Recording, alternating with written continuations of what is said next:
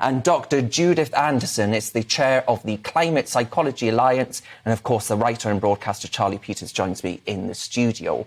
Alex, can you just set out for me why you believe these claims that actually we're seeing the end of days, these apocalyptic warnings of the heat becoming too much to handle, are unfounded or unjustifiable?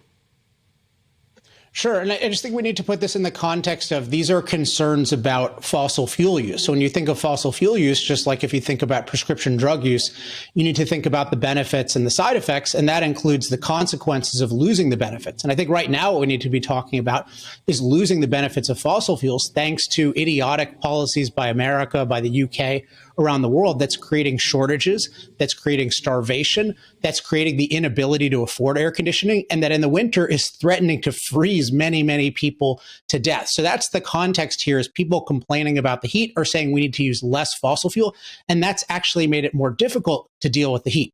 Now on to directly your question, heat-related deaths are far lower than cold-related deaths around the world. That's a fact. In general, disaster deaths have gone way down, thanks in large part to fossil fuel industry and development. So this is the context. Also, warming tends to warm more in colder regions. So if you look at the whole thing objectively, fossil fuels are so crucial, and the real threat is the movement against fossil fuels that's already causing a global energy crisis and threatens to make it much worse.